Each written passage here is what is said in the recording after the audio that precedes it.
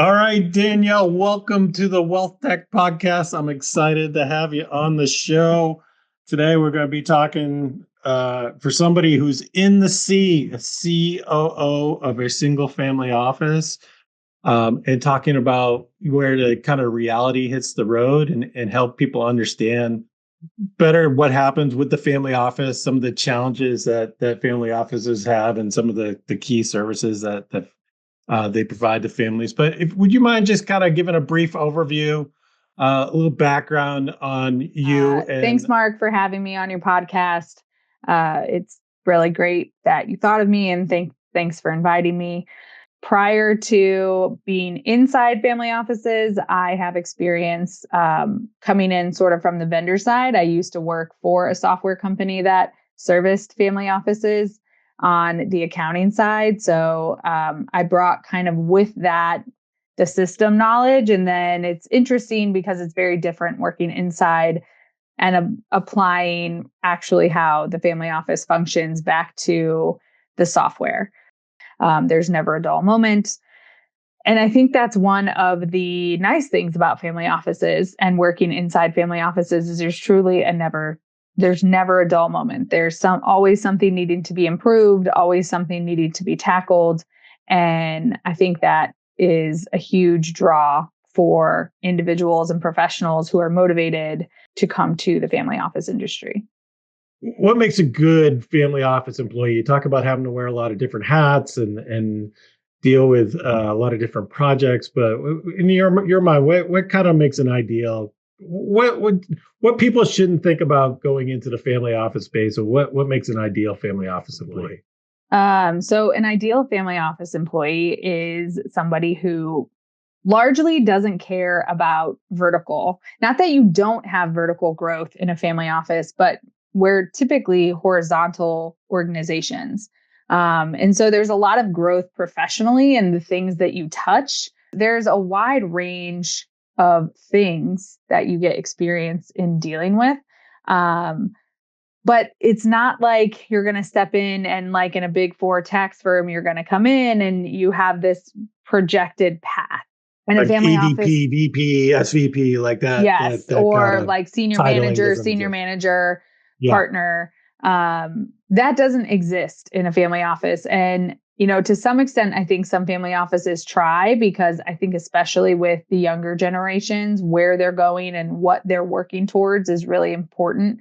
But I think always trying to just remember that you're in an organization where you have the ability to do lots of things. And so with patience and just proving yourself and willing to help in any area, no matter how menial the task seems, I think is really the type of person you need to have in a family office.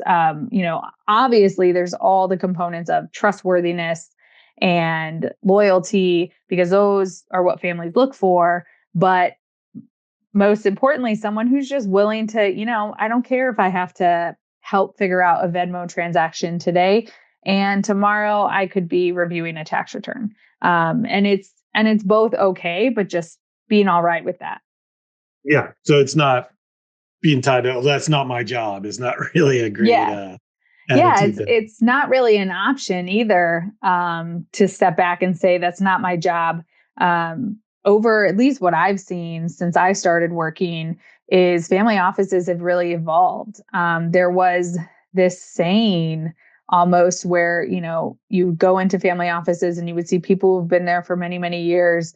And they've kind of stayed in the same roles. And I don't think that's true of family offices anymore. Once family offices started adapting to technology and seeing the opportunity for reporting, and obviously you have younger generations who are more adept to technology anyways, I think it's really a place now where professionals are thriving. And those challenges that, you used to be able to just write out your days doing the same thing you've been doing forever doesn't really exist anymore, because as the family changes and as the generations change, so do your professionals. Yeah, I think that's a good point. I think, family offices deal with a tremendous amount of complexity and offer, in your case, a wide range of services with a very limited staff, right? Even a large Mhm. family office, when you're talking 40, 50 people. And certainly there's a couple mega offices out there that may be bigger than that, but really you're talking a small staff with a wide range of services that they're providing with really complex clientele. So I think that you need the best of the best, and to your point, that trust factor is also incredibly important to families as well. Tell me a little bit about your role, though, the COO role. What is the COO responsible for within a family office? So I'm really involved in kind of all points of operations. I help with accounting and reporting, and our systems integrate.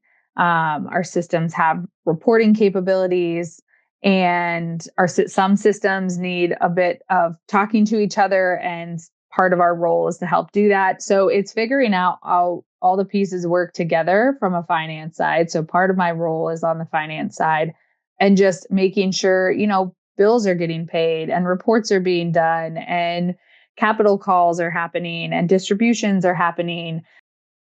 So a lot of project management. It's the responsibility of the tech stacks falling within your preview, the investment operations component of it, right? Capital calls, Mhm. distributions, funding. Can you just talk to me a little bit about best of breed, where you're bringing together different components of a tech stack and integrating those versus maybe an all-in-one comprehensive solution.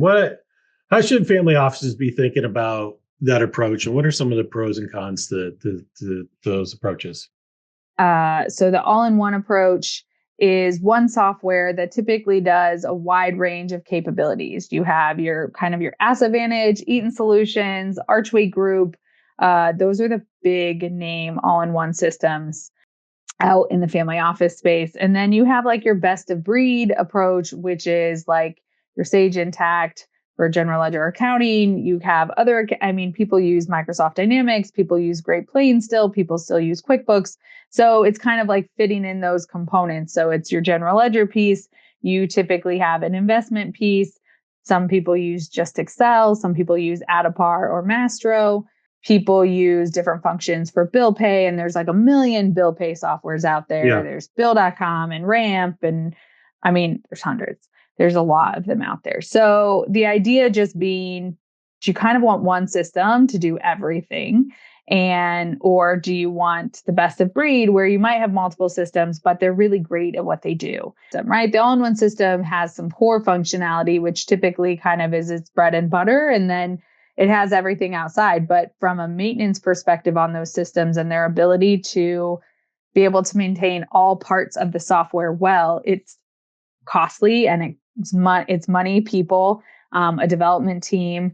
Your team has to be, have a wide range of knowledge about different spaces. Whereas, you think about like Sage, they're just focused on general ledger, right? And Sage is really great at also saying, we're going to partner with somebody, right? We're not going to Yeah. be the best at bill pay, and we are going to now link up with bill.com, but we're going to make it really easy for you to link up with bill.com. You don't have to figure it out on your own. I appreciate it. I have found, coming from the all-in-one space, both as a vendor and as a client, I found best of breed to be very refreshing, just because you can ultimately get what you want more easily than you can sometimes in an all-in-one system. The pro of the all-in-one system, especially on an employee side, is that you're learning one system.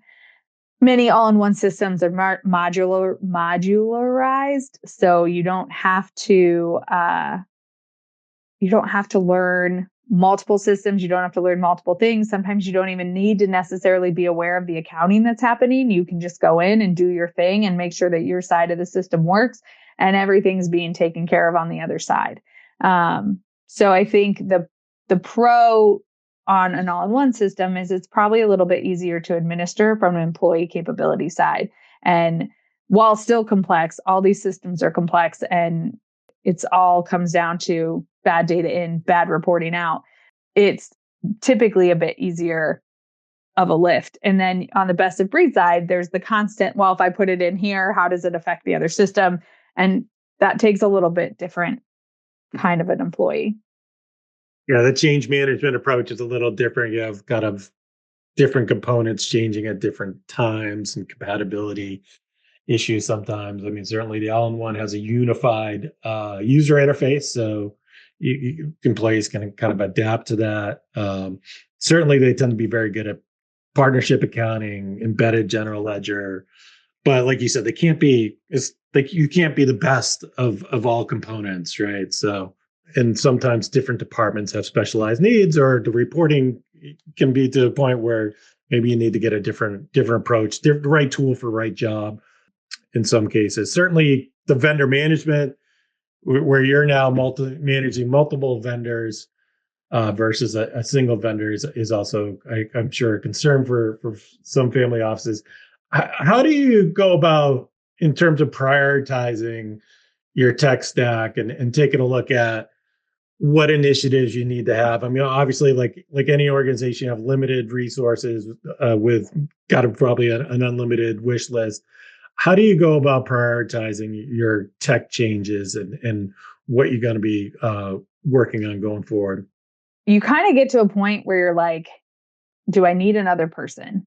And then you have to think about, okay, what are all my people doing? And is there a software that does that? And you have to then research what the maintenance looks like, how, that's where the whole process of demoing the software, understanding exactly how it works. We weren't going to switch to another system for a new set of problems, right? It might fix one thing, but it doesn't fix everything. We're very deliberate about how that looked, what it was going to be, how much strain it was going to be to manage the multiple systems on our team, and what that all looked like. So I think that usually, your first thought is always like, oh, we need to hire another person. But that is also expensive and comes with its own set of, not problems, but just training, right? No individual is really good till about a year in. So you're at least a year out from any relief of whatever problem you're experiencing. And may not even feel some relief even with another person, because on top of your regular job that you're already feeling overflowing on, you are also then training somebody. So two jobs. So usually then it's an evaluation of what are we doing? What's inefficient? For us, I was taking multiple days to prepare reports, which now out of one system, I can produce in 2 days. I can produce all the reports in 2 days, all the footnoting, all the review, everything condensed down to what was probably a week. And then plus, because anytime there was adjustments, I had to make an adjustment, run it to a big data file, make sure that adjustment was captured so that on my next round of reporting that I spit all out of Excel, kind of everything that was entered into the system then was going to appear on my reports. Now, everything that's entered into the system spits out of the system. So if I make an adjustment, that adjustment flows through, automatically shows up on the reports that I'm going to produce. So I think that those are the types of questions we ask ourselves. And, they happen when there's just evolution in a family office, right? You have life events, you have growth as generations age. Maybe they're starting to do their own things, whereas generations used to function kind of as one family unit. I mean, if you think about how your own family functions, you and your kids function as one family unit until they're old enough to go off and do things on their own. And then all of a sudden you have 2 family units, and in the middle there, you have 1.5 family units. That makes sense. Yeah, that these families are constantly changing, right? As any family does. But then also, you're looking at that kind of key marker for you is when you kind of get up to that point where you're taking a look at potentially adding additional staff, and then you step back and say, is there a way to automate this? Is a way that we can kind of avoid that adding that staff to be able to continue to do what we need to do? Yes. And what are the costs of automating, right? Yeah. So is it appropriate to be automating something? I think is another good question to ask. And if the automation is going to reduce the risk of error. So if something can be fully automated and fully integrated between systems, whereas you might have an individual who you have to train to recognize errors, like that might be a key process that you could automate, right? Versus having to train somebody. What if they stay What if they go, do you have documentation of what they learned so that then you can train the next person if you have to? So I think processes that have room for error, where there's just a lot of manual intervention, are great things to evaluate when you're looking at potential software options. I think that's a great way to put it. I think that makes sense. It's not always just a straight up ROI type of situation, right? There's other intrinsic value that tech spend can have. Why do family offices struggle so much though with technology and don't necessarily get the results that they want I think that from their family tech spend? offices struggle because they're so small. They're so small. It's sometimes difficult to find the right service provider.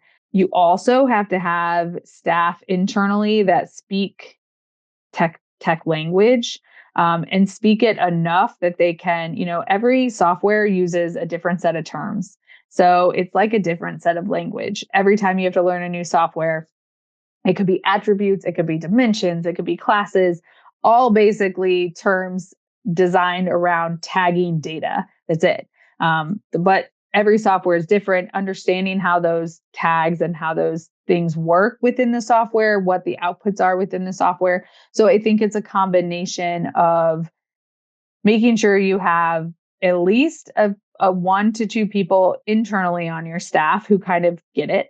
I always, when I speak with other family offices, when they're evaluating software, I always say, like, you have to find your one person who's going to be your super user, the person who in your organization, people are going to come to and ensure that the system is being maintained accurately and you're using it, the way that you've designed to use it. And then ultimately finding obviously a software that works. And I think all software only solves 80% of your problems. Every software is going to have its pros. Every software is going to have its cons. You may get some solutions. You may exchange it for a different set of problems, but maybe they're smaller problems than the ones you were dealing with before. And then there's the third piece, which is finding the right, if you choose to use an implementation service provider or consultant, finding the right one and making sure that they are knowledgeable enough in the software you're implementing to help you do that. And a service provider that you might use to evaluate software and all the potential products out there may not be the same person who should help you implement it. And I think that's really important to recognize is where people's strengths are, because if you don't have somebody who fully understands the software helping you implement it and who kind of hasn't been around the block with it, they might not be the greatest at helping you with your solution. Because in my experience, family offices, each one has we all do basically the same thing, but we all have our own unique way of doing things. And I've been at a few family offices now. I've been at many family offices from a client, from a vendor side, and everybody, same basic functions, slightly different. Yeah, I think those are all good points. I think using consultants can be a great way to help with technology, search and selection. They're doing market scans. They're knows what's available to you in the marketplace. But maybe that if you get to the point where, say, you select Sage, they haven't done that many Sage implementations where you could go with a consulting firm that maybe specializes in Sage implementations, that they're going to know the ins and outs. They're going to know the ways in which you can be more successful in that onboarding of those kind of major systems in particular, right? When it comes to outsourcing, obviously you have a lot of functions that you need to provide. Can't necessarily do everything in-house. How do you think about what the outsource? First, let's talk about that, and then I want to talk to you, pick your brain a little bit about how you should manage an outsource. So, but when and where should family offices look to outsource? So I think it depends on the family office where you look to outsource, mainly because you want to outsource where you have specific needs that you might be able to oversee, but may not be technically, like, so technically in the weeds that you could actually do. For instance, outsourcing tax is a really good example. There's many family offices that do it. There are family offices that have their own team of tax professionals, but that just obviously, right, is more people. And depending on the size of the family office, the number of tax returns you're doing, how many people does that how many people do you need to manage all of that versus going with an outside firm? Also, the outside firm is up to date on, legislation is changing all the time. So, they have a whole team of people making sure that things are up to date on, what can they be doing from a tax planning perspective. I feel like tax is generally one of the ones that I see. I've seen a few family offices with in-house legal, even with like an in-house, even if a lawyer, some family offices have COOs or CFOs who are also lawyers. Even in those family offices, I also see them using outside tax firms or outside legal firms. So I think it largely depends. And I think it depends on whomever is running the ship, because that person is responsible for overseeing to make sure all those outsourced firms are doing what they're supposed to be doing. And I think that some people have talked about more and more the conversation of outsourcing the accounting work. Outsourcing bill pay has been on the forefront. I think I've been hearing that in a lot of conferences, because hiring employees is difficult. Having employees stay is difficult, especially when there's not a lot of upward mobility, which we talked about. You get employees, they come in, they are, useful for a few years, and then they want to go and continue their development. So they leave. So it is a conversation that's happening. I've heard success stories and I've heard horror stories. I've heard stories where, the outsourced accounting firm has their own set of turnover and the books haven't been managed properly. But I think all of that really comes down to oversight and if you're going to outsource that kind of work, making sure that you have a team of people inside who are dedicated to reviewing it, and making sure that it's right, and determining based on competencies of the outsourced accounting firm and competencies internally what level of review is needed. I think that makes sense. I think, there are some really technical matters like tax, as you say, tax changes all the time. So you have firms that can stay up to date on that. Cybersecurity, another one of those items, right? Where we're having a dedicated cybersecurity expert, maybe not possible for the family office directly, but they outsource that. I think, to your point, in terms of managing, just because you've outsourced it doesn't mean that you don't need to manage that function anymore, right? You're still ultimately responsible for managing those vendors. Those vendors change, right? Their personnel change, ownership changes, those type of things. You need to be kind of on top of that and making sure that those service levels are still being met. How should family offices be thinking about risk and risk management in general? I think the risk management comes from the family itself.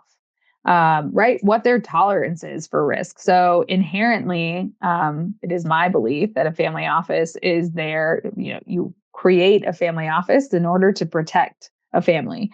But every family, just like individuals, everyone has different tolerances for risk. So, some may want to be more risky here and they want to be less risky somewhere else. So I think it's learning what your family wants and what their tolerances for risk, and then helping implement that internally in the office, in the various areas, right? So some family offices have high data worries, right? They worry about where their data is. There's family offices who have everything in their own servers. They don't put anything in the cloud. Then there's family offices who have everything in the cloud. So it depends, and it depends what you can get comfortable with. I think it depends, again, on the person leading the ship. So whether that's a family member or a family office professional, what their level of comfort is, the organizations they're working with, what the data redundancy is, how, whether it's tested to make sure that there's, no penetration from outside like hackers. But there's, several areas of risk, right? There's areas of human capital risk. If, you have everybody who you have your trusted individuals and everybody knows everything and a trusted individual leaves, there's risk there. So one thing I always think about is, if I get hit by a bus walking across 57th Street, are we going, because someone else know what I know. So we always, I always worry to make sure that there's some continuity in processes and procedures, and somebody, the right person, is aware of what, needs to be done. How should family offices be thinking about modernization? I think, to your point that I think this has been going on, the modernization, the professionalization, certainly of family offices. But what are some of the drawbacks that are preventing some family offices from modernizing? And then how should family offices take a look at like new capabilities such as AI and is that going to force more family offices to modernize? I think family offices tend to move a bit on the slow side in terms of modernizing and technology. I specifically experienced this in my career, just seeing, how family offices evolved as they took on technology and took on a software product. Um, and even after I left that company, the need for individuals who knew how to run those products, transitioning from vendor to client, I think is very different now than it was, back when I was transitioning from vendor to client.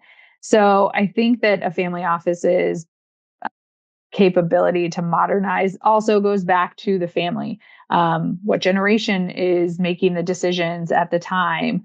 Do they want to modernize? Do they have the needs to, right? Some family offices are, in terms of complexity and operations, tend to be very simple.